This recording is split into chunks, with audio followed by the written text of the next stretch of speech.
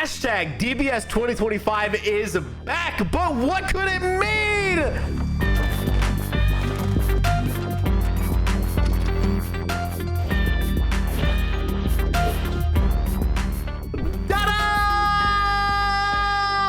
Nano, what was that intro? What?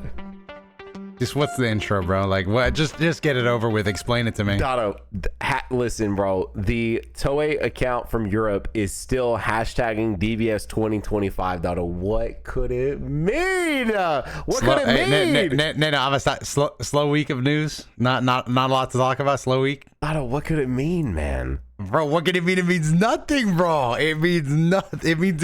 It means it's currently the year 2025, and they're paid to tweet about. So you just. Yeah, no, it's so you're creating your own clickbait narrative, is that right? No, so people definitely took this tweet the wrong way. I definitely saw Ryan Gosling here, so I quote tweeted because they did tweet again this week, literally 2 days before we're recording this. 10 years of Dragon Ball Super. What's your favorite memory from the show? Hashtag Dragon Ball Super. Hashtag DBS 2025. Hashtag DBS. Hashtag DB Super. And I quote tweeted it with just hashtag DBS 2025, but it's Ryan Gosling like looking back like, yeah, okay. Like to me, that was not me looking at that like, what you mean by that? That was me like, no, get out of here, bro. This like it's so dead. What are you trying to do? Like what? Why are we putting that hashtag in there? Why are you trying to make that a thing? Like let's save that for when actually means something, Doto, because it means nothing. Okay. No. This is the opposite of meaning anything. This is. Shout out to Dragon Ball Super, man. That's all I really muster up to say. Yeah, we're not gonna actually. Mostly, guys, I was really just trolling Doto with this one. Doto, there is something of more importance here today. Oh, is it? Wait, we have news. We got topics. What we got? Well, first off, have we thought about the fact that you're going to Evo? I don't think we have. Not here, but we could talk about that. Yeah, I currently have tickets to Evo. But it's not. It's only not even reason tickets, I'm really. It's not even tickets, Doto. It's what are you doing? Why are you going? What do you want me to say? Because I, my team happened to win the Sajam Slam, and the prize was a paid for trip to Evo, which is kind of crazy because if you asked me beforehand, which I think we didn't, and I was like, yeah, I wouldn't be too bent out of shape about not winning because I like, I like staying home, bro. But I wanted to win off raw competitive integrity. You got to compete. Competing's fun, and two, the peer pressure of my team. I wanted to make sure they won. But yeah, no, free trip to Evo, and yeah, it's probably gonna be pretty fun. I ain't gonna lie though, it costs money, bro, because Sajam ain't paying for my girlfriend's tickets, bro. Like, Sajam ain't paying for that. That's not coming out of Sajam's wallet. That one came out of mine. I think I made the joke as soon as I won. I was like, this got to be the first tournament where winning cost me money. Like, and not only that, you're gonna be in Vegas too. And I'm gonna be in Vegas, and I'm gonna be gambling. This tournament set me back thousands, dog. Like it's over for me. Like I won to lose, and that's it. But I don't know if I can say this, but I'll say it. I'm sure it was said somewhere, but like, Capcom's gonna be giving us some goodies, probably like a sticker pack or something, but I'll take it, bro. Like if a Capcom rep looks at me and goes, yo, nice Terry play, by the way. I'm like, gosh, you didn't even have to say all that. I appreciate that. Man, anyway, that is sick. That is sick though, that you guys ended up winning that. Like your team won that, and now you get to go to It's Evo. Pretty. I'm happy because the Sajam Slam is a pretty like renowned tournament. I say renowned tournament like it's Evo, but I just mean like a lot of people compete. A lot of it's like an influencer like creator thing. And I entered one time, and now I can say I'm a champ. Like I feel like that's good. That's good lore, bro. Like that's good lore. Pretty fun. Also, it was just a well-run event. I was impressed overall. And it was, yeah. I mean, I gotta give kudos to Sajam. I'm not gonna lie. Not even just because one, I've seen commentary, bro. Sajam is a very nice commentator. Not only is he good at it, but bro glazes every single person that comes across, and I think it's very polite. It was a lot better than, I told you this story when I was at CEO playing Third Strike. Did I tell you this? I was like, I made it too high enough where I was on stream, and the stream setup for Third Strike was like right next to the commentators. And I was in an Alex mirror match. first time I've ever played close enough to people that are commentating to hear them. It's not like I had headphones. So I'm getting hit with this grab chain, and I'm just like, nah, next time they're going to do an attack, I should keep blocking. I get grabbed like 3 times, and I just hear, what is he doing? What are you doing, bro? And I'm like, I don't know, man. I thought I was doing fine, but now I'm nervous. That shit was crazy, bro. That shit was crazy. Dang, that would suck here in the live commentary of you. Bro, the live commentary, bro. Imagine being like on stage and you hear live commentary and also the crowd booing your ass, bro. Like, I might have to put the headphones in for that one. I don't know if I'd be able to take it. Man, get this guy some noise canceling headphones now. Get this guy some insert whatever sponsorship they have. Get this guy some Turtle Beaches. Anything else you're doing out there? It's literally just hanging out, Evo, gambling. That's pretty much it. I guess that's kind of all you do. Yeah, probably mostly gambling. You know what I'm really upset about, and this has been for the last few years. They're not in the Mandalay Bay. That kind of fucked up my whole like Evo experience, bro. Like, what? Are they at the actual convention center? So yeah, they are, and I think it sucks ass. Like, just straight up honesty, bro. Like, I really hate it. It's a wider venue, but can I don't know. Can I talk privilege for a second? Go ahead, bro. Okay, so I don't know if we've talked about it too much on the podcast, but I got to go to CES this year. Really cool, really blessed situation to be able to go to. That's the Consumer Electronics Show. Oh, where they show off, brother, Disney Channel. Just tell me how cool it was. Where you get to see like all the tech that companies are going to be releasing throughout the year and tech that will probably never release and all of that. And they not only flew me out, but they flew Toasty out, because not only does he help produce the podcast, but he's like my actual like full-time editor from my main channel. So he flew out with me, and we used the like the Sky Rail or whatever to get down to the convention center one time, and we met up with the guy that had gotten me the opportunity to be there, and he's like, somehow it got brought up. I don't know. He asked if we were going to this thing, and somehow it got brought up that we were gonna take the Sky Rail and then do this and that. And he's like, well, hang on now. Because I was also very sad when I found out I was at the convention center, not at like one of the hotels. Because you could like walk the strip to another hotel pretty easy, but the convention center is kind of like a different situation. Way out to get there. God, yeah, it sucks. Yeah. So yeah, I promise this is the reason I'm bringing all this up. Anyway, he then tells me and me and Toasty, I bought me and Toasty little passes for that day to be able to continue to ride that, back and forth. And he's like, wait, what are you guys doing? He's like, we have like the brand that brought us out had like actual SUVs that were basically Ubers, but like we could use them for free, and you just like would text this number and they would come get you. And I was like, that was like the best aspect of that, since it wasn't actually at a hotel and you had to get over to the convention center. So anyway, that was that sounds awesome. That's like having my Vegas a driver thing. Yeah. I'm not gonna get that, bro, unless Sajam got the real hookup coming out of his pocket. But that sounds sick, having a driver. Yeah, that was the most privileged I've like literally Toasty, like me and Toasty again, because we were going everywhere together because he was helping me record stuff for the sponsorship to be there and stuff, and we were just like this, like it was crazy. It was such a crazy feeling. I'm like, I will never get to experience anything like this ever again. Like, I just text a number, and I mean, it literally was just glorified Uber, but it was an Uber I didn't have to pay for, so that was like great, Yeah. No, that sounds pretty sweet to me. I gotta look into getting that deal for myself. Now, Doto, I gotta ask you a question. This is it's very serious. Okay. Yeah. Are you ever gonna find yourself with your side piece at a Coldplay concert? No, dude. That this has been so. Is this story confirmed? Like true? Like everything that people are saying is true? It sounds well. Okay. Again, it's all allegations. It's been long enough, bro. Like surely something's locked in. Like it is true at this point. Listen, man, I'm not trying to get cited on like some sort of like thing where it's like, well, they confirmed it. It's like key moments. DotoDoya Nanogenix confirmed the allegations. But apparently yes, because I saw a thing that said like they had released a statement that they're currently on leave or something like that. Well, they figured this out. Surely you guys are aware of this, but allegedly the CEO of Astronomer, I believe is what it was, or it's some sort of AI company, was found at a Coldplay concert. He's married, by the way, with the head of HR of the same company hugging her like from the back.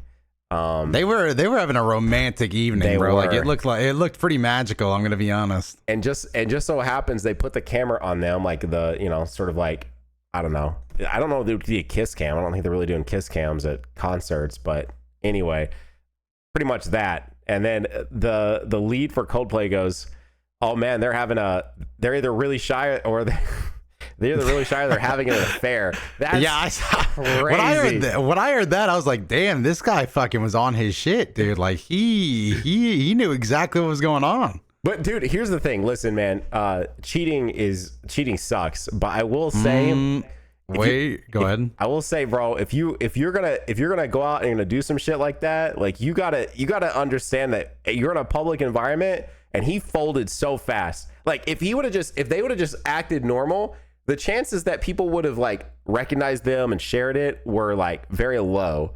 But the second that he like gets completely out of frame, she turns around. Apparently the woman that was next to them was also like worked for the company and definitely knew about them being there and probably allegedly being in an affair. And there was like 3 of them there. Anyway, dude, they all like she turned like a shade of red. The woman he was hugging turned completely around. He gets completely out of frame. Like they all sold so hard. But it started with him. Like ducking out of frame. Like, dude, if he would have just stood there, they would have just acted normal. Yeah, no, you can't. No one you would have can't thought duck. anything You about can't it. duck out of frame, bro. Like that's embarrassing. Like that's immediately everyone's like something's definitely up. You can't do that, bro. Like it just looks bad, bro. Like obviously in hindsight, look, the thing is, I ain't even gonna judge because in the moment, like you can hindsight armchair this 101. In the moment you see yourself up on the big screen and your brain processes what's going on, I can't lie, bro. Like they probably were just immediately like, we're so cooked. Like it's over. Jig's up. But if you like, again, first off, just don't do it in the first place. But secondly, like that's brazen as shit, dog. Like you are going out. They were vibing of a storm, but they were having a magical evening. Like they were truly just having a great night. If this place is actually based in Boston and they were literally at like a concert in Boston, you don't know who you're gonna run into like at a concert. I don't know, man. Like that's just like. That is so ballsy. Like even not being, caught like that, just going out and about like that to a concert where you could easily have seen like somebody else, like, I don't know, whether it be I don't know. There's so many things that could have went wrong with that. That's crazy. It's crazy. I'm gonna be honest. This is one of those things, and this might sound crazy of me to say, but I do just kind of mean it. Like, they look like they were having a lot of fun. Like, why not just get a couple of divorces and like move on with your life? Like, they look like they were having a great time. Like they were there. Like at this point, just live without the guilt, dog. Just like break up and move on. They're just enjoying a night out, a concert. Like what is this? Like I think once you're past the stage, like you're saying, this isn't meeting up in secret, dog. This is going out on a date night. This is just going out on a date, dude. Like what are we talking about? Yeah, no, but I was talking about Kenzie just the same set. Like, if they played it straight, it probably would have worked. I do think everybody saying that, like, there's no way. I probably wouldn't have been able to play it straight. I'm gonna be honest. I probably would have froze up. Or at least I would have looked like I was guilty of something, like a crime. I committed a crime. You'd have kind of had at least the like deer, like you may not have ducked, but you'd have like the deer in the I wouldn't have headlights. ducked. I wouldn't have. I don't think I would have ducked. I don't think that's what I would have done. I think I would have just froze up, eyes wide open. Maybe I would have tomatoed up. You'd have been like the caught, the sort of like caught emoji. Dude, like I just got caught. I'm gonna be honest. If he would have just threw up his hands and actually did the caught, like you got me, or like the Walter White, bro, like I would have had some respect for him. Like, hey, shit happens. It is what it is. I'm not condoning cheating here, but if he would have just started making out with her and they couldn't even see his face for like much. Oh, big IQ. What the fuck? That would have probably negated everything. And then if one of like her friends showed her that and was like, what the fuck is this? He could have been like, that's definitely not me. Like that's like, no, I agree. I think that's the big brain move, bro. Like like just like like if you're gonna do it that openly, like surely you can just look at your wife and go like, oh my god, but he looks exactly like me. What the hell? Here's the thing too. That is crazy. He works for an AI company, so he can literally have played it off as if like a competitor AI like company. All right, well now, all right, come on now.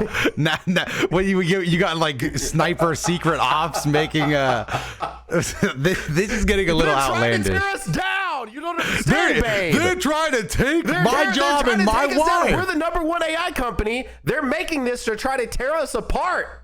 That's what they're doing. Like they're trying to take us down. There's so much money in AI. AI is the future, so that's why they would do that. I don't even talk to Karen like that. Okay, I don't even talk to her like that. She's the head of HR. That would not be good. Like I wouldn't do that. Like you know what I mean? Like that's.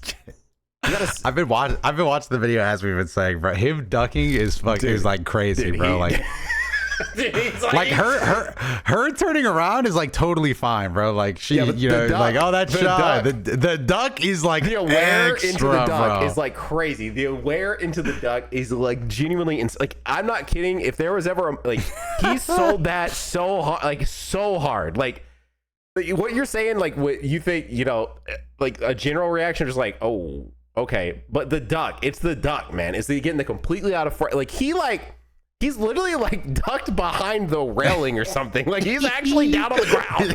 he was gone, bro. And you could just tell, like every other dude, you know this isn't real, but every other dude in the shot is like, oh, I'm a Jumbotron, yeah. Like being a dude and ducking away from a Jumbotron is like something's up, bro. You can't do that. That's not how dudes be acting, man. You can't do that. Man, dude, Coldplay.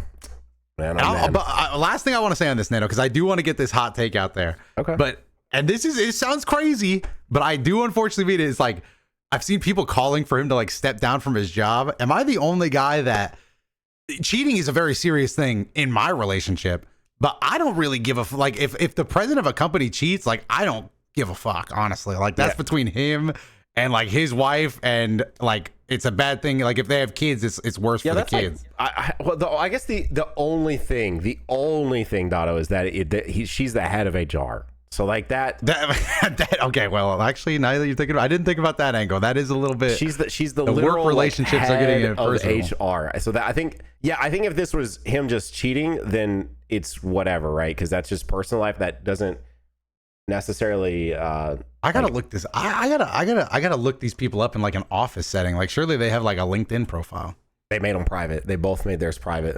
They had to go private. You're up to date on this shit. Yeah. Oh, here's a professional picture of the guy.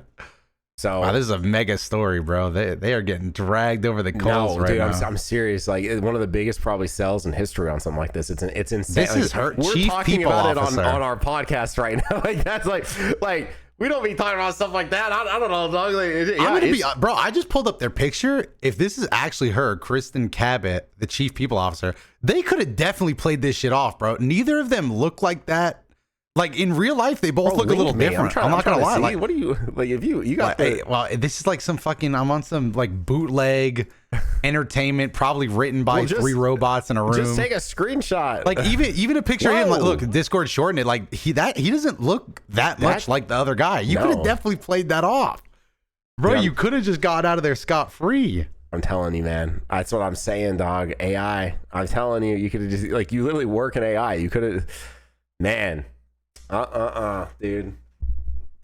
They threw so hard. They threw the moment that they just cheated, like you said, without just going ahead and just being like, hey, yeah, I'm gonna get a divorce now because I found somebody else. Well, you don't have to be that casual about it. Hey, just want to let you know I'm getting a divorce. Just went ahead and thought about it. This guy's the head of an AI like company. He's very like that's probably how he is with everything. He's like that's definitely how he is with everything. On to the next one. Yeah. At Grok, should I leave my wife? No. At Grok, could I leave my wife today? It is recommended that if you were going to leave your wife, you should do it next Tuesday around 4:30 p.m. Like, okay, cool. Damn, thanks, okay. I appreciate that. I didn't expect such good advice. Speaking of good advice, Dotto, they could go over, become key members at patreon.com/key key moments or clicking join here on YouTube. And we just recorded bonus today of DotoDoya coaching me in Mario Kart Knockout Tour, as well as some actual just nice non-competitive races at all. Dotto definitely didn't throw me in with like over double like my elo with a bunch of really, really competitive Mario Kart like racers. That was so great. Anyways, that along with all reactions to the rewatch, all reactions to Daima, other bonus gameplay content, other bonus podcasts available all over there. By becoming a key member, you support the podcast, you support the Santa Monica studio, which maybe there is a Santa Monica studio. I don't know, question mark. Anyways, thank you guys for supporting us. Dotto, next story. Nano? How we feeling on Hunter x Hunter? Nin Impact. Oh, the game? I'm not gonna lie, bro. Like for me, I like it. I think it could have been way better. I think there's so much stuff to talk about. I do think at this point, like it's not looking good. I'm gonna be honest. It's not looking good. A lot of people are just not messing with it. It's not getting the sales up there. But I enjoy it for what it is. I definitely think they should have sold it because I don't know if this is true. This is just something I heard, but I thought it was being like pitched as like, hey, this is a kind of a budget title. We're trying something new. We're making it on a lower budget. And then it was a $6 game. Yeah, but it definitely cost normal game prices, which I thought was interesting. But again, I'm enjoying it. I also have a sponsorship that I'm doing with them. Oh, so my bad. Maybe I should. But no bias. No, I mean, hey, bro, I can say whatever I want to say, bro. I think, but no, I like the game, but yeah, not looking too good.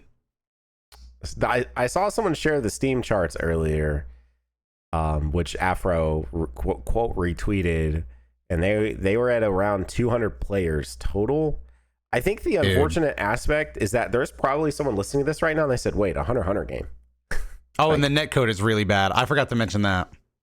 There was at least one person listening that wasn't even aware that this game was out. Like, and I don't think, honestly, I haven't seen any commercials for it at all. And the worst part is, bro, there's a couple things that are pretty bad. I love Hunter x Hunter. I think it's so cool. I played it at Anime Expo. I've been waiting for this game to come out for so long, bro. And yeah, it's just unfortunate. So does the game feel like, minus, I guess, but does the game itself like play well? Like, do you like the way it feels? Like, it's a very cheesy, old schoolish fighting game. It kind of like, it's aiding. So I've only ever played aiding fighting games on the Wii. But it's very freeform. It's very cheap. I'm gonna be honest, even if the game was perfect, I don't know how popular it would be with new players. Because just straight up, Nano, if a guy like you hops on Nen Impact, you're cooked. You're done. You're not playing the game. You're not touching the controller. It's going to be the full set, and you're not even going to have gotten to play. I know that because I don't get to play when I play Hunter x Hunter Nen Impact, right? It is very, very strict. Like that, it is a game made for fighting game players. Okay. I saw someone compare it to Fighters, and I was like, comparing the success, what presumed is going to be the success of this Hunter x Hunter game to the success of like a Dragon Ball Fighters, and called Fighters an anomaly. And I'm just not sure I would consider Fighters like an anomaly. I think Fighters was taking ArcSys's formula for Guilty Gear and applying it to a massive IP with like very welcoming systems is, I think, the best way to say that. And so that game just Fighters flourished. Was genius. Fighters was genius. There's so many. So there's you're saying many Nen Impact decisions. is not that. You're saying Nen Impact is not that at all. I don't think Nen. I think Nen Impact isn't a. It's not a reinterpretation of the fighting game genre. With it, I think Nen Impact is more like they took an IP, they made a fun, like off the walls wacky fighting game, and then that was it. I think Fighters was like, there's so many decisions in Fighters that I think are just genius. One, auto combos being built into the game. It's just something that's there. It's not like an additional thing. It is what it is. You have auto combos and then you work around it for other normal combos. Genius casualization. Super Dash, the way that interacts with the game. Genius. When you lose a character, you don't just immediately play the game. This is the number one thing. And honestly, I've learned that I don't like this in fighting games no more. When a character dies on a tag fighting game, I do not just want the next character to jump on back into the corner. It is so oppressive. It just feels awful. And Hunter x Hunter has this. It's also like in MVC3, so it's not like maybe fighting game players would disagree with me on this. But in fighters, when you lose a character, your other character comes flying in and they clash elbows, right? And they bump away and neutral resets. It's like getting a point. You score a point and then the game resets and now it's back to this. It's so much better for casual players, bro. Immediately better. Fighters was genius. I've seen so many tweets about like we need to talk about anime games and like what are anime games doing wrong. First of all, I think Hunter x Hunter compared to, a Curse Clash. I've seen people compare Curse Clash to Hunter x Hunter. That shit gets me worked up, bro. Because like now you got me sounding like I'm bought and paid for, bro. Which I did get that sponsorship, but like they bought my soul. Like Curse Clash was garbage, bro. I don't care what anybody says. Curse Clash is like I don't even know why it was made. Hunter x Hunter at least is in a fighting game genre and it's like wacky goofy, bro. At least it's got something going for it. God, I don't even know what else to say, bro. Like what else is there to talk about? I don't know anything about Hunter x Hunter, right? I've never watched a single episode of that, but I thought Nin Impact looked interesting, but now you're making me sound like maybe I should not even attempt it if it's really that because I'm not a fighting game guy like at all. So like if I'm not gonna be able to just, I don't know. I think that's the most confusing choice they made. I just think it's very fighting game player heavy. Got it. Okay. I mean, which is weird. They have simple inputs though. Like you do inputs with one button. Oh, interesting. I'm looking at reviews right now. They are mixed over there on Steam at the moment. The top review just says, this is from Andy. One of the most anticipated games. I loved the demo and training mode is great. Unfortunately, online play pretty much doesn't function, and training mode is the only single player aspect that is worth the time, and it is not worth the price of the game. Do not buy unless you have people to play with in person or they fix the netcode. Got it. Netcode is really bad. That's a big critique. I think this is another thing. This is a scorching hot take, and I don't know if I actually mean this, but I think it's funny. I'm one of those people that I genuinely don't believe that fighting games should do betas or demos with training mode. I don't like it because fighting games are very competitive. And when I jumped on Nen Impact Day 1 Nano, I was getting I jumped on when the game came out immediately, and people were hitting me with some advanced level shit, dog. I was like, whoa, you guys were playing the demo, huh? You guys were in that training room. I just think it is you're like, one, the game's already made for competitive people, but giving them the option, the most competitive people, to train weeks in advance of the game actually coming out is just ridiculous. They just get to such a ridiculous high level. I've never thought about it that way. Interesting. I do think that comes off as kind of an anti-consumer take. That's why I don't actually know. It's like one of those unfortunate things, because I also, when gamers are like, how come we never get the betas on PC? This is also another fighting game thing. But every time betas come to PC, they get cracked and people can play them like forever. Like, I'm like, I don't know, dog. Like, maybe they shouldn't come to PC, even though I play a lot of games on PC. Interesting. But okay. Yeah, no, people were at a crazy high level super early in that game. Next up, I just wanted to discuss this because I have been playing a lot of it, but the Storm series is really good. Like, yeah, really good. Like I had a take, but I think that as I play more and I get deeper into them, like I'm currently on Storm 3, like yeah, I just think for me, like the Storm series plays like so much better. It's like so much more fun than say like a Xenoverse. Like I would pick playing Storm over Xenoverse like every day of the week, like 100%.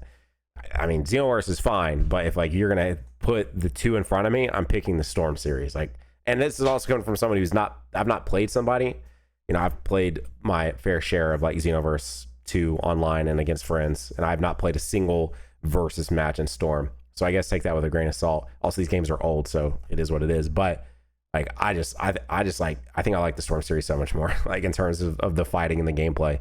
Oh my gosh, dude! Yeah, it's great. It's great. I'm really excited for this Demon Slayer game. I hope this Demon Slayer game is actually a blast. I mean, I love Storm 2. Not Storm 2, but Storm as well.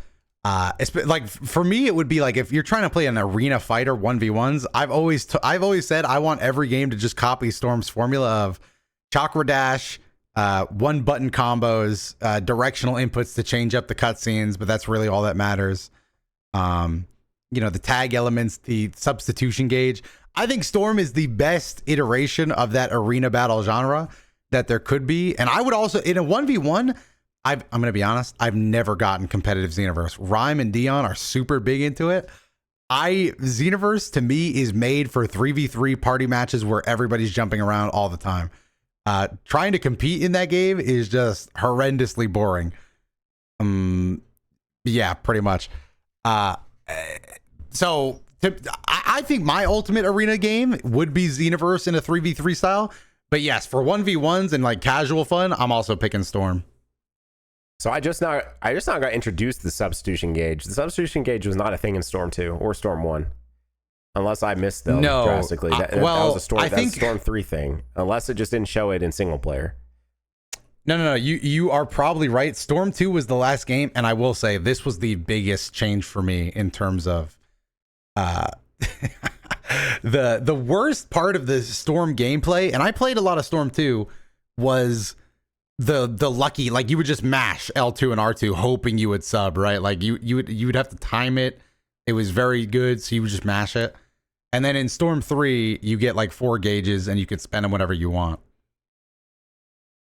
I mean, so far, again, Storm 3 has been a lot of cutscenes right now. There's not been a ton of matches, but I really like the way Storm 3 plays a lot. So I do think Storm 3 is the end of like the major improvements. Like once you hit Storm 3, you're pretty much playing modern Storm. Okay.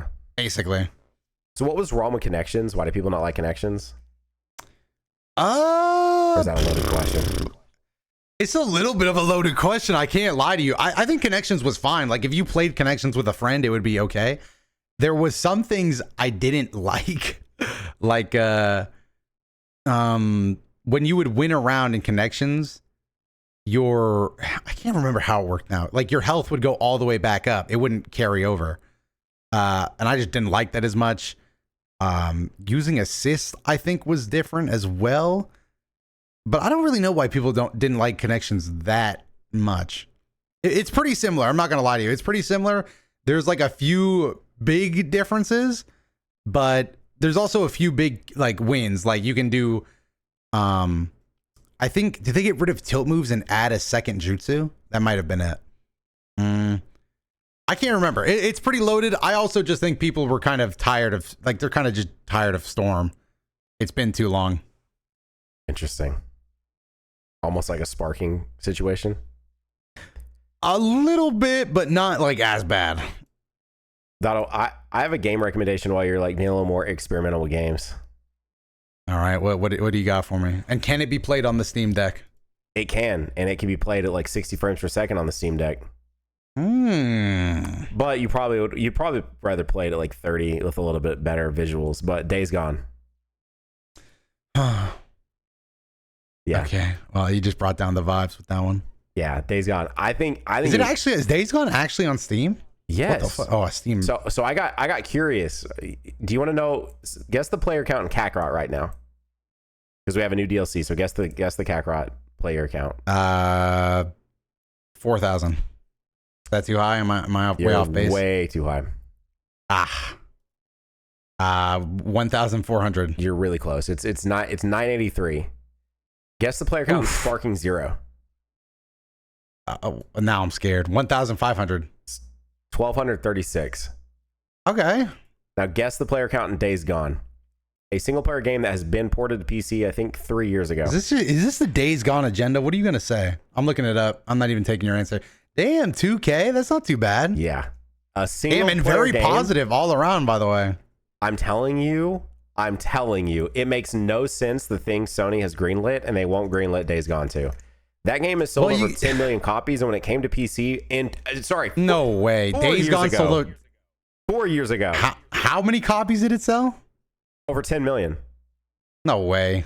What the fuck? How? When did this happen? How many copies has Days Gone sold? Wow, this sold 1 million on Steam alone. Over 9 million. Days Gone has sold over 9 million copies. What could they have possibly wanted the game to do numbers wise then? Because that is ridiculous. Yeah, it's really good. I mean, dude, it has 73, almost 74,000 very like positive reviews on Steam. That is a lot. Like this game has had such a second life when it came to PC 2 years later. Doto, this is a 4-year-old game, 4+-year-old game that you just said currently has almost 2,000 people in it. A single player game. Like anyway, sorry. That was just my random before we get to the next thing. Doto, there's a brand new game that came out this week. Whoa. I'm not done with the Days Gone situation. I want to talk about this for a second because what did Sony want Days Gone to do? If it sold, I mean, Google AI is telling me it did fucking like 9 million. It's at over 9 million with just 1 million on Steam. What did Sony want them to do in sales numbers to get a sequel then? Because I think originally when it came out, I remember people not being super stoked on it, but this game has just done incredible I thought it was just like a cult classic. I thought people like you were just using word of mouth to get like hype it up. But no, this game is still selling, bro. Like it's still doing very well. Yeah, I don't know. Ghost of Tsushima Days Gone reportedly outsold. Copies. Oh. Well, Google AI just told me it. I've reportedly outsold Ghost of Tsushima, so never mind. It did, but I think Ghost of Tsushima has had a longer like you're probably more interested in playing Ghost of Tsushima because there's a Ghost of Yote, so it's probably you know there's another one coming. Yeah, maybe. There was a point where Days Gone did have a better track than Ghost, but yeah. I'm not gonna lie. Maybe I'm just not a Ghost of Tsushima guy. I've never played the first one, and the marketing around the second one just been pissing me off a little bit, bro. Cause like they announced like a Samurai Champloo, like I don't know if I pronounced that right, but like mode, and I was like, why? Like, who's really playing it like this? Like with like random lo-fi happening. People were hyped about it, so maybe I'm off on that. But I was like, is this a feature? Yeah, I mean, I think it looks cool. I probably won't use it that much. I won't lie. It's probably not something I'm gonna like. I'm not gonna go into that mode that often because the vibes in that game are really good, and I don't know that I need lo-fi the entire time. But I think it's a cool. I think it's a cool feature that I might turn on from here or there because it is an open world game. So it might just be that I probably sink a lot of hours into. So like there might be. I might have to finally try it, bro, because people like super excited for it. That game is first off beautiful. Secondly, on PC, so you can play it on PC. Third, it's just. I don't know. That game's combat is just a ton of fun, and the exploration of that game is really fun. I don't know. I really, really, really like Ghost of Tsushima. I got curious because they've yoinked off like Last of Us so hard, but if this is to be true, which don't get me wrong, Last of Us 1 sold really well, but Last of Us 2 being so divisive, I was curious how well it sold. The numbers I can find are only over 10 million copies, which for a game in a series they have just bled dry and thrown in everybody's face for so long now. And I like this is from a guy who liked The Last of Us 2, by the way, but they are really overdoing this shit. Like we need some distance from this series for a while, I think. And I love Last of Us 2, dog. The new mode they put in Last of Us 2 a year and a half ago, the freaking oh my god, what's it called? What are those modes called? Where you die and you keep going and you build up like an Iron Man, a roguelike? Yeah, roguelike. Anyway, like that mode was really cool, but like this, if you're telling me Days Gone and The Last of Us 2 are within about 1 million or so copies of each other, like, yeah, why? I don't know. I think they, I don't know. I wonder if some higher ups just were like, maybe just weren't fans of Days Gone or something, and they didn't want that game to succeed, and then it has for some reason, and that, I don't know. I don't know if there's somebody. Kind of like Shueisha with Dragon Ball, like someone over Shueisha, I don't think they want Dragon Ball to succeed. I think this is maybe someone over Sony just didn't want Days Gone to do well. Like higher up at Ben Studios, the people that developed it like pissed someone off or something. I don't know. I don't get it. I also don't get what Sony's like doing with their old catalog, dude. Let some other people develop some of these games. Let's get a new Infamous. Let's get a new Jack. Like let's use our legacy IP. Crazy. Dude, I mean, I think that you give that to a company. You don't let Naughty Dog do that, who are going to probably take it into a dark place. You like let someone else do a Jack 4.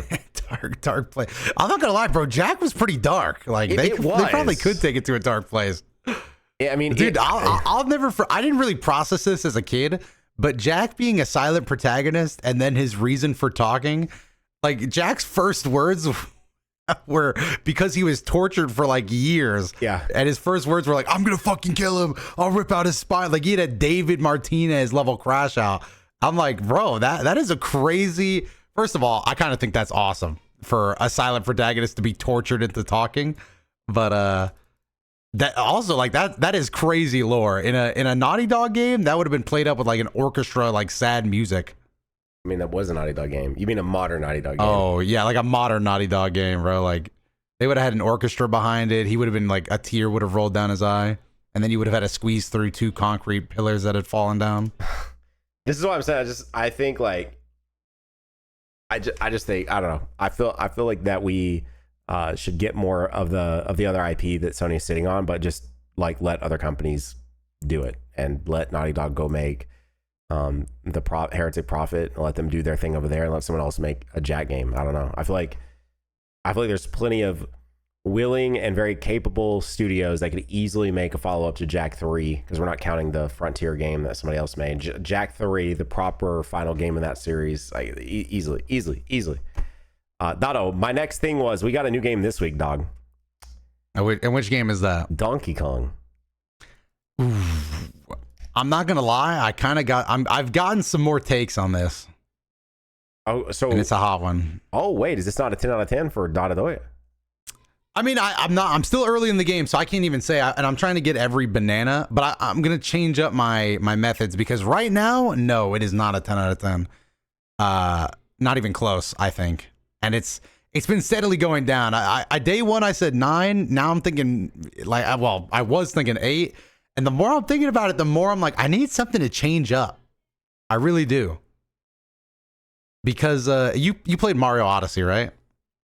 Yeah, I did. I didn't really vibe much with the hat mechanic of that game. Never mind. Okay, well, I'm all right. I lost a little debate point there. But for me, the thing with Donkey Kong right now is it's feeling very samey, and there's not a lot keeping me like, oh, I wonder what's going to happen next. I want to get to the next stage, because pretty much what you do is the same thing in every stage. You just look for bananas, but you don't even have to really look for bananas. You just kind of go to the end. You just do what the AI tells you if you want to move on quickly. But I like getting all the bananas, or at least getting some. And it's just like level 1 I thought was great. I thought there was a good amount of hidden things. I thought it was like spaced very good. I thought the level was compact and visually interesting. And then you get to I think they're just called surfing hills or something. It's like level 2, sublayer 200. And I was like, wow, this is just a flat piece of land. It's pretty boring. And then there's like even more bananas. And then you get to a desert land, which is after that. And there's 72 bananas, and there's no enemies. All the enemies are the exact same. They're all just like golden alligators covered in rock. And I'm like, oh my God, I'm kind of like over the shtick. I'm over the shtick. Like, it's just like, I don't know. And also, Nano, this is one thing I want you to jump in on.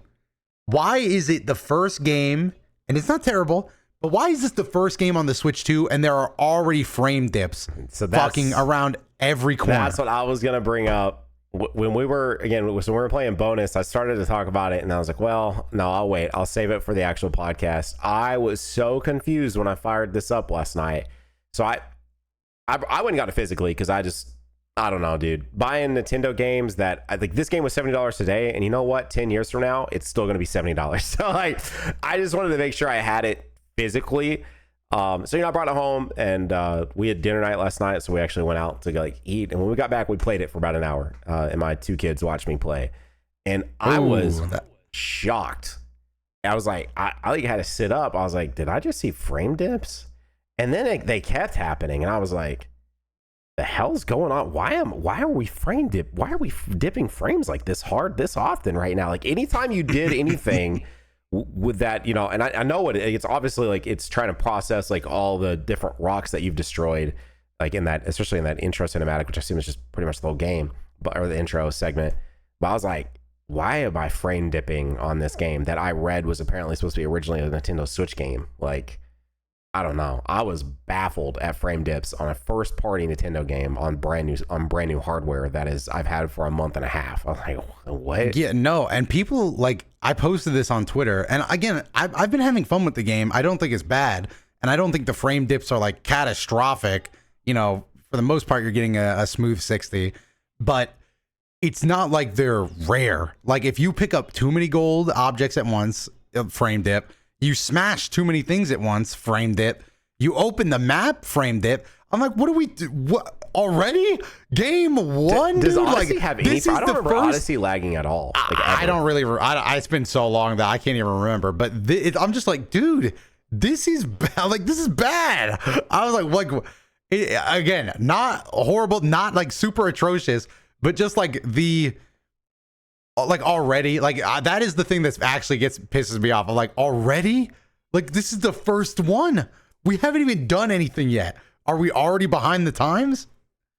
And some of the like, I hate it because like sometimes like this is how I felt in Marvel Rivals when the Doctor Strange portal was like a thing and it like causes like computers to lag. Sometimes I think something is cool enough that I'm like, okay, with a little bit of lag. And I do think the map showing your destruction, because like the map is like a real visualization of the world. Yeah. It shows like what holes you've punched in it. And I do think that's a really cool idea. And in this game, I mean, it's like the whole game, all you're doing is smashing rocks, which is another critique in and of itself. But so I get it. It is a cool map. But damn, bro, the constant frame dipping is annoying as hell. Yeah, I don't know. I was really confused about it. My kid literally asked about it. Said, why is that happening?" I'm like, "Oh, okay, that's bad." Ooh, yeah, you're. I will say you're raising some crazy kids though, because if I ever sat down to play games with my dad and he even mentioned frame rate, I can't even imagine that, bro. That is like the opposite of the life I lived. Your kids are gonna be picky as fuck, bro. Like, oh my god, are they serious? Like only 150 original Pokemon in this game? Like that's not even close to Gen 3. No, I'm starting my kid out on Gen 1. He's a Gen 1 head. Exactly, bro. I'm saying like he's gonna be like, wow, the newer designs are really lacking compared to the older. Like you're raising a Gen 1er. You're raising a Gen 1er in the year 2025, bro. Like it's gonna be crazy. All right, Doto.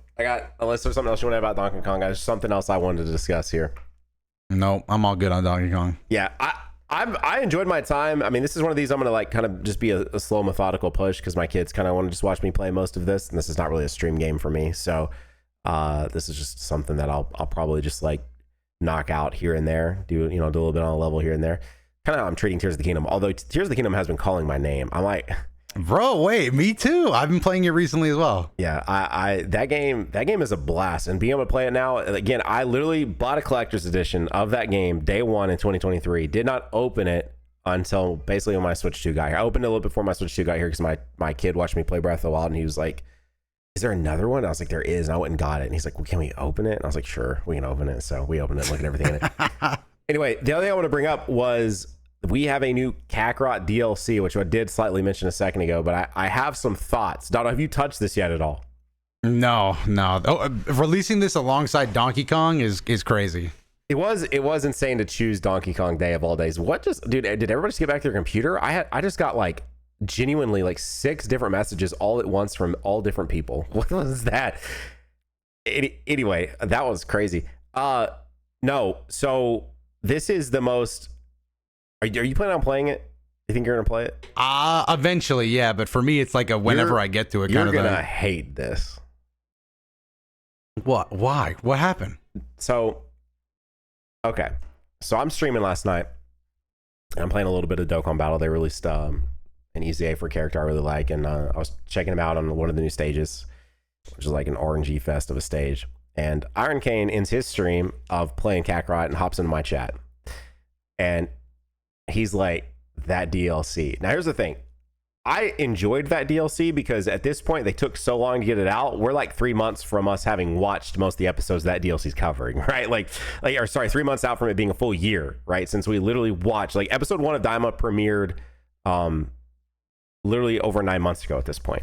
So anyway, so that was pretty fun. That aspect of the recap was pretty fun. But Dada, when you fire this DLC up, it asks you And the way I treat my Kakarot playthrough is I want you to go click on my playthrough all the way back from the start in 2020, and you can get the majority of the entirety of that game you can watch with me. That's kind of how I wanted to treat it. But Doto, when you fire the DLC up, the first thing it asks is, do you want to experience the sort of setup to get you into the game aspect? And it literally calls out, this is a 19-minute cutscene. Are you sure you want to watch this? It says that. So for the first 19 minutes of this DLC, Doto, it is a mixture of pre-rendered actual cutscenes and then the sort of, normal Kakarot dialogue formula. So 20 minutes of this DLC is roughly 2-hour runtime if you're going to like beeline it and you do none of the sub stories. 20 minutes of it out of the gates is already just sitting there and basically watching them recap basically the first 2 episodes of Daima, but in about a third of the time. And then once you get out of that, and again, this is Iron hops in my chat because they do you remember the Horde mode that was introduced from the Golden Frieza DLC? Do you know what I'm talking about when I refer to Horde mode? I think so. It's where you fight a bunch of lackeys. It's how they made fighting lackeys interesting in this game, like where you have to fight a bunch of them and you have to try to defeat a bunch of them. So there was roughly, I think, 5 fighting segments. 3 of them are Horde modes, 2 of them are boss fights. And when Iron came in my chat, I'm like, I think that this isn't so much a critique of the Daima DLC itself, and more so probably of Daima, because you're like complaining about there being a lack of fights, but this DLC, I guess light spoilers, I wasn't sure where it ended. I thought it might go to Super Saiyan 3 Vegeta, because I just didn't know if there was enough from episodes 1 through 8 to supply an entire DLC pack, but they thought there was, because it ends at the Tamagami 3 fight. When you think about it, and you think of all the shenanigans they get into, there's only a few fights from episode 1 through 8. Like that's it. There's a Glorio fight, there's the Tamagami 3 fight, and there's a couple like lackey fights. That's it. And so that was Iron Kane's critique, and I think it's gonna be most people's critique, is that I would say in the 2-hour-ish runtime of playing this game, maybe hour 40 minutes, your hands on sticks actually controlling your character for maybe, and this is being real generous, 30 minutes. Maybe. Okay, so it's just garbage. Is that what I'm hearing? Because like I'm trying to play a video game, bro. It's a lot of cutscenes. Then Slay. So Slaybix hops in my chat and says, "I'm gonna say it. We need quick time events back." And I won't lie. And I've never thought that really in the main game, right? It's a real good. It gives you a real good break from the cutscenes, and then you actually running around the world and doing different things. But this, again, if you're beelining, you're not doing the sub stories, which that's on me, but I think that's how most people will probably play. Like, it is just so much dialogue because they are setting up everything that happens. It's a good little recap or a good little first experience for people with Daima, but the fact that the fights just happen and then you watch a cutscene unfold and there's no interaction like with the Storm series, it felt, if you could really feel it in this one, I feel like. And again, I think ultimately a bigger critique probably of Daima than of this DLC itself. And it's just, I think that it should have just been I don't think they should have made a DLC that was part 1, part 2. I think it should have just been the Daima DLC. And it was literally from episodes 1 to all the way to episode 20. I think if you included all the way up till the finale in here, you have some really good like meat on the bones. I would not blame anyone for just waiting until we actually have part 2 out to touch this as well. Like I don't know, because I don't know if you can buy them separate. I think you have to buy it as a pack, so it's $34.99. Jesus, for the full pack. And again, I'm not touching the sub stories. God, I'm not touching the sub stories, but I could see someone spending $35 right now and being a little butthurt by this DLC. I little could. Oh my God. Yeah. Nah, for me, like honestly, I don't take anything the DLC does as a critique of Daima, because like, bro, it's on you to make the video game, dog. Like, put in more fun fights. Like, I guess, I mean, yeah, like we were talking about, like I thought they were gonna like really explore. So yeah, you played it, right? Like, yes, I ran around it. I was so here's a couple. Okay, so couple critiques. First off, the burger fight scene is not in the game, which I think would have broke up the sort of that feeling of 19-minute cutscene that, you know, obviously they become kids, introduce you to Goma, does the whole really cool sequence of, dude, it was really interesting because, you know, that first episode, that what everyone was tweeting about was getting to see the reanimated scenes, right, from Dragon Ball Z. I really thought they would utilize that time to really show back off some of the times that they CC2 cooked and show off some of their really awesome sequences there, you know, because they do have some really good sequences from the original Kakarot gameplay. They didn't do any of that. Then they didn't let you fight as adult Goku and Vegeta, which I definitely thought they were going to do, right? Like, it would have made sense to break up that cutscene and to offer a fight as adult Goku and Vegeta, because they fight in that first episode.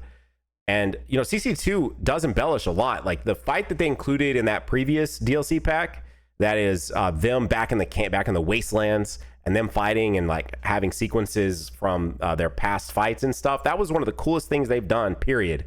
There's none of that here, Dotto. There's no embellishing or anything like. But yeah, so they didn't do the Goku Vegeta fight from episode 1. They then get us into episode 3, which is the one where they're finally in the third demon world, and we go to the burger joint, and Goku is doing the whole thing where like, I'm hungry. They never end up in a town. I just kept expecting there to be like a sequence where I'm in like a sort of like mini city, mini town or something, and you eventually do run into one after about an hour of running around, but like, it's not what I expected out of the being able to run around in the third demon realm. Like, the feeling I had when did you play the Bardock DLC? No. Okay, but you're aware that you get to run around Planet Vegeta, right, in the Bardock DLC? Yeah. So the feeling of that I had that time, and I even think probably there's less effort put into that than there was probably into the third demon realm here, but I still did not get that feeling. Like, you know, I've been gassing this up. If you've listened, you know, I've been gassing up. I really want to run on third demon realm. I did not have that feeling that I was expecting to feel. Like, they didn't really include enough of the towns, and like, there was one town I ran into, and maybe I missed another. But then when you go to fight Tamagami 3, you know how that fight happens, like literally just right outside the town. It does, but it's like they had to create a different environment for it. I don't know, man. There was something lacking there. And I really do think I was trying to add it up in my head. I believe there are 3 horde fights, right? Because you have to do the horde fight at Kadan. There's 2 Jinda fights or whatever.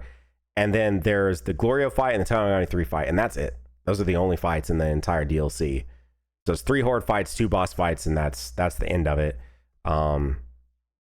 They didn't. I don't know. They could have broke up the monotony to include some of those, like, or not monotony, but just the cutscenes to include like the burger fight. I really wanted to fight in a burger joint. I thought that would have been a really cool like fight, because it's all grounded, right? That aspect is kind of cool because you can't fly yet. They didn't learn how to fly.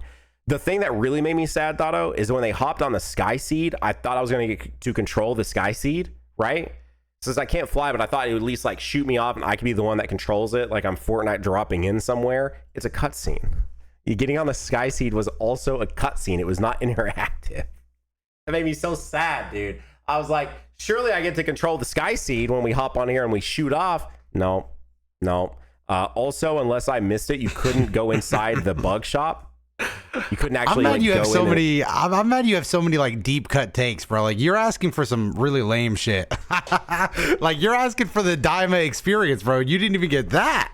It's not even like you're asking for some big time stuff. You're asking to go in the bug shop. You want to fly the little Sky Seed. This is some boring shit, bro. Why didn't they do this? I like how you're calling it boring. Again, though, you said this isn't on Daima. That is Daima. Like, you're literally we're talking about. I'm talking about the Daima events. I'm talking about a fight in a burger shop. That happens in Daima. But I'm That's saying Daima. like what do you do in the game that you're explaining Daima? What did they put in the game? You run around. Yes, you can. But you know how you can capture you're deer? saying you're saying you get to run around, but you don't get to explore the demon world. What do they do? You just have you run around and nothing? It's like a neutered version of the demon realm. I feel like from what we saw, right? Like, there was a point. Is it just like nothing? It's a lot. You know how when you play Kakarot, you can collect the orbs to level up your abilities, the like red. Yeah, and like blue. in the random forest stuff. Yeah, so you can run around and collect those, and you can like, you know, you can catch deer. Well, you can catch like dinosaurs to like eat. You can fight the big dinosaurs you can do in the base game, and then you can run into random mobs. But it is pretty just like. Where is the game here, bro? Because this sounds boring. Everything you're describing are the worst parts of Kakarot, like the parts that are just filler. Yeah. So what is this DLC doing for $35 part 1 edition, bro? Like, you get to fight Tamagami 3. It was a cool boss fight. It was actually a really cool boss fight. They do not 1-to-1 recreate the Kamehameha. They actually do a callback to a GT Kamehameha, which I thought was really cool. I imagine people will critique it, but I'm going to go out on a limb and say they probably would develop this before they'd even seen that Kamehameha. So they probably didn't even know what that looked like. And also, again, I can appreciate it being different. I can generally appreciate it being different. I think it's okay to do something unique. Why not? We already have the anime. If we just want to watch that one. So, but I think that was the first positive thing you've said in the entire time you've been talking about this DLC. The Glorio fight was okay. I kept expecting the Glorio fight to let you go Super Saiyan mid-fight, and instead they treat it as you fight Glorio in a base state, cutscene happens, and then you fight Glorio in a Super Saiyan state. But I would have rather it been like a mid-match sort of situation where I go Super Saiyan mid-fight against him instead of it being two separate fights. That would have been like more interesting to me. But yeah, fighting Glorio was fun, right? Like he does a lot of boss mechanics and stuff like that. Tamagami was definitely like, they gave me an S and I got my ass beat. So they definitely made sure to ramp up that fight specifically a little bit. The horde fights were a little weird being grounded and like you couldn't fly because like you would be targeting on somebody. Like that game was not built to probably not be in the air while you're like targeting people, because you would get hit with shit that you just almost couldn't miss, because like the systems in that game are definitely a little weird to be like specifically grounded. I don't know, dude. If I were to give that like a key moments, I would give that DLC probably like a 6 out of 10. And the Tamagami fight is carrying hard. It's probably like a 6 out of 10, honestly. Yeah. And like a 10 out of 10, a 10 out of 10 for me would be like the future DLC is like a 10 out of 10 easy. That's like my favorite DLC they've done probably. But I feel like every DLC I've usually walked away with like a positive vibe from. Like I really like all of them. Like the Bardock one was really good. The Oob one was really good. The 23rd World Tournament one was really good. The Future one was really good. Sorry, the main DLCs. I don't count Battle of the Gods and Golden Frieza. Those were like they just said here's a boss fight and here's a couple new mechanics. That's really all they did with those. I'm talking about the actual meaty DLCs like this one. This is easily the one this is the first one I walked away from where I'm like, it should just went to Super Saiyan 4. Jeez, dude. Well, I think that's bad because I'm not gonna lie. I played the 23rd World Tournament DLC and I thought it was like boring as fuck. Like I thought it was like, you thought that one really was boring? short. Holy shit! I thought it was really short. It wasn't like. Hang on, we need the DotoDoya Dama one, dude. That video is gonna be like 8 minutes long, dog. He's gonna be because I'm gonna be honest. If there's a cutscene, I'm skipping it, bro. Like I'm not fucking watching the show again in like generic 3D figure mode. You're done with this shit in like 20 minutes. No, dude. I'm serious. It's something I will play it eventually. But I think you just wait and you just do it. I'm less excited now. Like you negatively sold me on it, bro. Like I don't want to anymore. I think you do it. You were there for that discussion where we were talking about watching. Were you still around when we were talking about watching movies, or were you gone for this? You might have been gone. I don't know. We were talking about, no, you were there, right? Because you brought up Monster Hunter. We were talking in the squad about like watching movies that are bad, but you like know they're going bad. Like you going in, you know that they're going to be bad, and that's like kind of the charm of it. I feel like that's what I want you to do with this Diamond DLC now, you know. But I will say, if you're gonna skip all the cutscenes, except for maybe like probably the Tamagami and Glorio cutscenes, like it really is probably a 30-minute recording session for you, unless you get your ass beat by one of the bosses. That's about it. Which I doubt you're getting your ass beat in a Kakarot boss, but maybe. I mean, maybe, you know, I lost a few times on the 23rd World Tournament one. Oh, did you? Okay. I got like wrung out, I think, or something. I don't remember who. Yeah, but one of them was kicking my ass. You not liking 23rd World Tournament? Are you thinking that was boring sometimes? You're gonna. Yeah. Ooh, man. Because it had the ground battle. I thought the ground battles were pretty fun. Yeah, I was like, this is interesting. This is all ground battles, right? You can't fly, but. Okay. All right. Yeah, you're not gonna. Yeah, there's no way you're gonna get that shit with probably like a 3, like probably. Like you're gonna be like, is this that filler episode after Super Saiyan 3 Vegeta? Like that's. Ooh. You didn't sell me on it. Anyways, now I'm pissed. Otto, I feel like I hear some music right now. Do you? You hear that music? Wow, yeah, there it is. Wow, I didn't notice it till now. That's so crazy, guys. There's another video that's gonna be on your screen that you can like click on and thank you guys and hit that like button and subscribe. We'll see you guys next one. Bye.